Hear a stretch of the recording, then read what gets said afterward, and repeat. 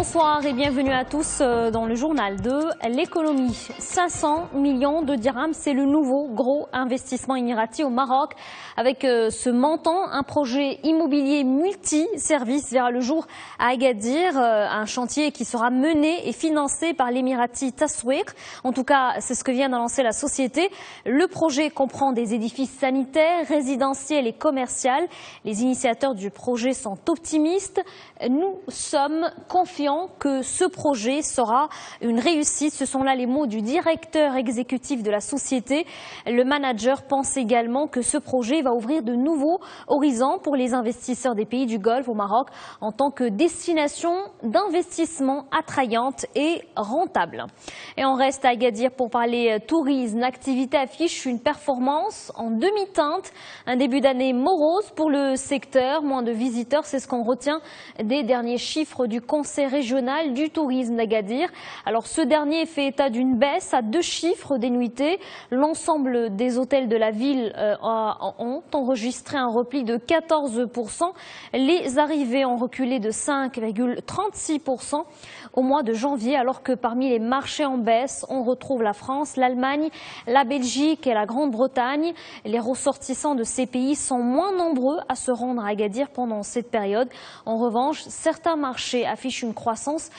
Polonais, espagnols et saoudiens, toutes ces nationalités ont séjourné à Agadir pendant le mois de janvier.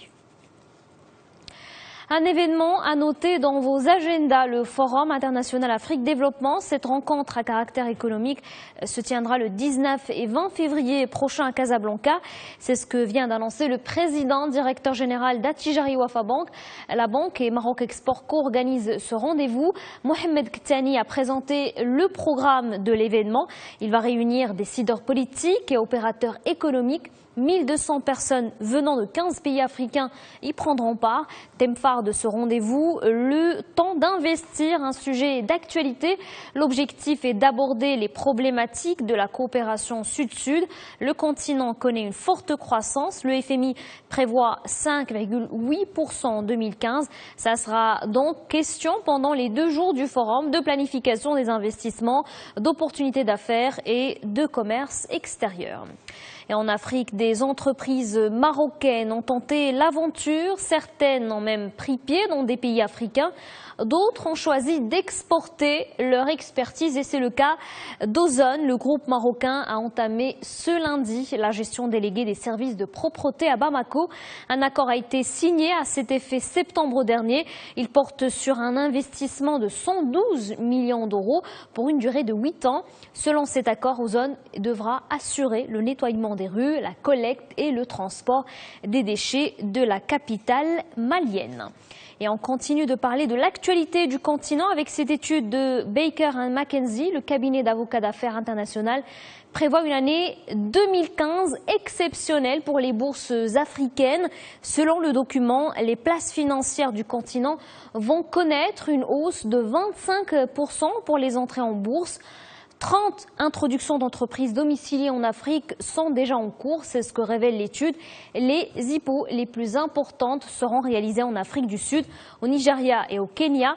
Par contre, les bourses les plus actives seront celles des pays d'Afrique du Nord, notamment le Maroc, la Tunisie et l'Égypte. Et justement, en Égypte, un accord vient d'être scellé avec la Russie, signé en marge de la visite du président Vladimir Poutine. Le nouveau partenariat prévoit la construction de la première centrale électrique nucléaire.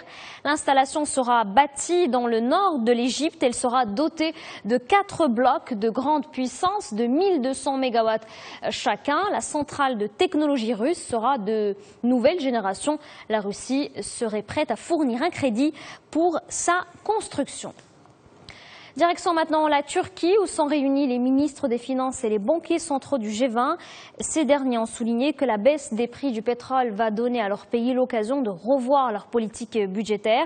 Ils appellent à favoriser les investissements et des transferts mieux ciblés. Parmi les dernières conséquences de la chute des prix du pétrole, la réduction de la perspective de l'économie saoudienne. Standard & Poor's vient de l'abaisser à négative.